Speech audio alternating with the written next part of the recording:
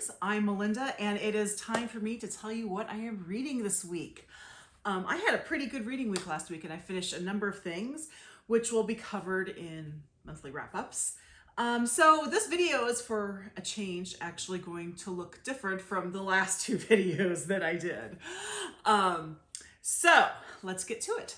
The first thing, now usually I have a print book and an ebook going, but I actually have two ebooks going now because this first book is for book club, and it is Caramelo by Sandra Cisneros. I've had this book on my Kindle for years, literal years. I think I was supposed to read it for a book club several years ago and didn't make it, but my Marginalized Authors book club is reading it for this coming month, so now I'm reading it. I'm having an interesting experience with it because I started it and I was reading it and I'm like, I don't know there's no plot. What is the point of this? What's going on? And I talked to a friend of mine who's also in it, and I said, I'm X percent through this book and I don't see a plot. She's like, oh, there's no plot. And once I freed myself of expecting to have a plot, I actually started liking this book. So I'm working on that. I need to really buckle down on it though, because the book club is on the 11th. Is that the Sunday? The Sunday next weekend. And I have quite a ways to go still. So I need to really buckle down on that. The other ebook I'm reading, which is sort of my normal ebook, is Girl Gone Missing by Marcie Rendon. It's the second book in the Cash Black Bear series. I honestly probably should be rereading the first book because I'm going to take part in the Book Cougars discussion of that this weekend. And it's been a couple months since I've read it, but I've decided I'm just going to skim that and read this one. So one of my issues with the first book was the mystery wasn't very strong, and the mystery does seem to be stronger here, so I like that. And Cash is a very interesting character. I do think she probably has a drinking problem because I don't know of anyone who can drink beer 24/7 and not have an issue with it, but there you go. I am enjoying it. I am enjoying this series. I do have the third series as well waiting for me on my Kobo, so I should be getting to that at some point soon. And then I started a new audiobook, and this is another one that's been on my TBR for a really long time. I signed up for Book Riot's My TBR recommendation service way back when it started. And I think this was one of my first recommendations, like in the first or second set of recommendations. And I tried to read it at the time and it didn't work. And then I saw a lot of people say you need to listen to this one on audio. It is meant to be an audiobook. So it's Sadie by Courtney Summers, and they are right. This is meant to be an audiobook. It is very much, there's a podcast in it. It's a true crime podcast, although obviously it's not true crime since it's fiction. And once I got the audiobook, this is working much better for me. I don't know if it's going to end up being, a huge success for me. It does feel very YA-ish. And as I've said in the past, YA is not something that's really speaking to me at the moment, but just the podcast element of it is making it easy to go down, so to speak. And then I have my books that I'm continuing with. The first is Midwinter Murder by Agatha Christie. These are fireside tales from the Queen of Mystery. The first short story in this was a novella, which was Three Blind Mice, which is the basis. It was developed into The Mousetrap, which I've never seen, but that's actually a really good little locked room mystery. It took me a while to read it because it's just like 70 pages, but the rest of them are pretty short. As I said in an earlier video, I am not reading the Marple or Perot stories in this because just this year I finished the complete short stories for both of those characters, so I am going to skip over those. But I did read my very first Harlequin story just yesterday, which was quite good. I liked it. So I'm looking forward to reading more from that particular character. And then we have our good friend, Rickman. I am still working through this. Way back when I said I was going to read this through the month of November, and then I missed some days. So now my goal is to finish it by the end of the year, which is very doable. So I'm really, still enjoying it. He had such a busy life. He is always working and he knows so many people, and to get sort of his unfiltered opinion about some of these people. At first, I thought that they had edited out some of the not so nice things, and they may have done that for some people, but he doesn't make any bones about the fact he doesn't like Tim Allen. I don't think that's a surprise to anybody, but you know, he makes his comments about Tim Allen, but it's so fun because I've seen so many of his movies and I've always loved him as an actor. So I like seeing this private side of him, and he was really a nice person. So I am enjoying this one. And then finally, I am continuing on with The Count of Monte Cristo. I checked them. Actually, if I stick to my schedule, I will finish this the week of Christmas. But I've been reading ahead of my schedule, so I might finish it before then. But I'm really enjoying it, and I think this was a great year-long read. And then I wanted to do something a little different on this video, because one thing that I did this week was I watched the first 2 episodes of Three Pines, which is the new Amazon Prime adaptation of Louise Penny Gamache's Gamache series, which you can't see because it's directly behind me, but I have the entire series. A World of Curiosities is not there. I'll get that when it's in paperback, but I have it on my Kobo. I love this series, like love it. I am all in on Louise Penny. And so, you know, I was looking forward, and I watched these first 2 episodes. And I think they're pretty good. It's not a direct adaptation, and I don't expect, when I watch adaptations of novels, I don't expect them to be word for word with the book. What I do expect is for them to be faithful to the spirit of the book. And I think they pretty much were there with this. I had 2 issues with this, one of which I knew about ahead of time. And the first is, and I had heard about this from Louise Penny in an interview she did, that she really wished they had spent more time exploring the town of Three Pines. And I agree with her just based on these 2 episodes. However, if they continue with this series, which I hope they will, because it is actually really well done, they'll have to do that because most of the mysteries happen in this town. But that's one thing that I was a little disappointed with. The second is there is a character, and if you have read the series, you know this character who appeared early in the series by the name of Yvette Nicole, Agent Yvette Nicole, who is a very unpleasant character in the book, but she's necessarily unpleasant. She has a chip on her shoulder. She has a bad attitude. She is inappropriate at times, but she's a foil for Gamache.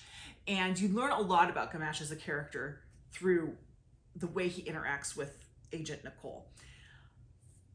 And I was actually really looking forward to seeing Nicole, because even though she's an unlikable character, she's one you like to unlike, if that makes any sense. You love to hate her. In this series, they made her comic relief, which doesn't work for me, and it just irritates me when she shows up on it.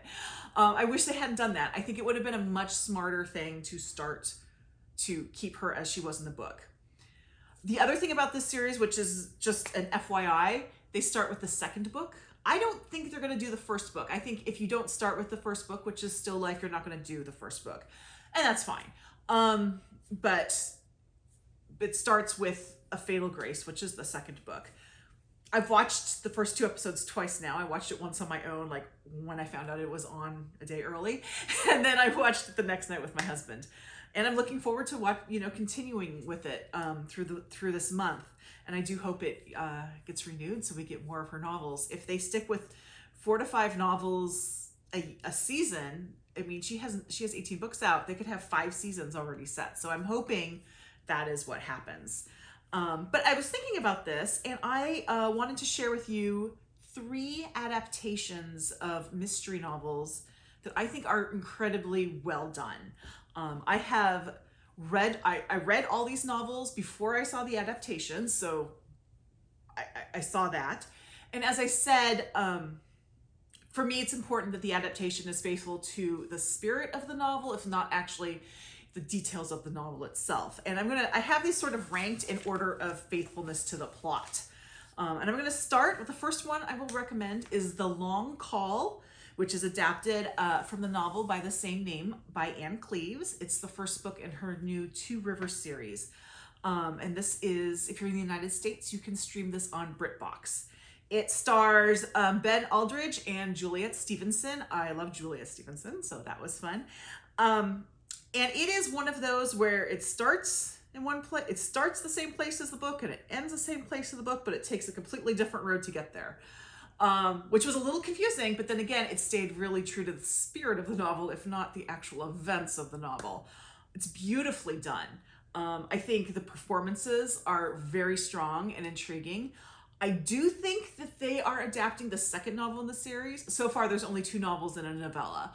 But I'm hoping Anne Cleves continues with the series and the adaptations continue. Because this one was just, it was enjoyable once I realized that they were doing their own thing with the plot, but they were going to get to where they were supposed to go with it. And I think that's an interesting take on it. The second one that I will recommend is interesting because I didn't actually like the source material. And it is Why Didn't They Ask Evans by Agatha Christie. I jumped ahead in my Agatha Christie reading to read this one because I knew that this adaptation was coming out. And I have to say, I read this and I was like, why would you adapt this? This isn't a very strong novel of hers.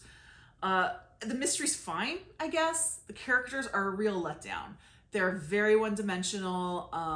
Everything is just a little too plotty. It doesn't stand out at all. And so I was perplexed why this one was being adapted. The person who adapted it is Hugh Laurie, and this is his favorite Agatha Christie novel. And he did, I think, what you are supposed to do in this case, because he took a novel which I think had a lot of weaknesses and really just elevated it to something else. The characters in this production they're vibrant, they're multidimensional, they're very well performed. The leads are Will Poulter and Lucy Boynton, and Hugh Laurie, who wrote it, also directs it, and he also appears in it. So it's very much a labor of love for him. It is well done. It's beautiful to look at. It's just beautifully filmed. And it has a cameo by my very favorite actress. She's in one scene. And oh boy, she speaks to my soul in this scene. If you see it, you know it. And I don't even need to say who it is because you will see the scene and you will know exactly who I am talking about. But I just love what Hugh Laurie did. He took this and he elevated it. It's still the same basic story, but it makes more sense and it is more interesting. And that one is also streaming on BritBox in the United States. And finally, this is a very recent one. And it's one that I have been looking forward to because I loved the source material, but I didn't see how they could adapt the source material. And that is The Magpie Murders, or I guess it's just Magpie Murders, by Anthony Horowitz. If you aren't familiar with this is a book within a book sort of thing. Now, I think that it had the benefit of the screenplay also being written by Anthony Horowitz. So this is very much his vision. But it is an incredibly faithful adaptation to the book, which is amazing because I wasn't sure that book could be adapted. And the way they do it is so clever and it works so well. Everything is spot on with this adaptation. It stars Leslie Manville, who I love. I realize I've been watching a lot of Leslie Manville in a lot of things lately. But she's a great actress and she is perfect for Susan Ryland. She's a little bit older than the characters in the book, but the age isn't important. It also has Tim McMullen and a Michael Maloney, both of whom are perfect in their roles. It has a lot of other actors as well. And it is, if you have never read Magpie Murders, you could read this book and you could watch this adaptation and it would be the experience of reading this book. It is that faithful to the source material. And it just aired on PBS. I believe if you have the PBS streaming app, you can still access it that way. If not, you can stream it on the PBS Masterpiece app. So if you watch any of those or you have any thoughts, or if you have any more recommendations for adaptations for me to watch, I would love that. And thanks again for joining me this week. I will see you all next week. I don't like that ending.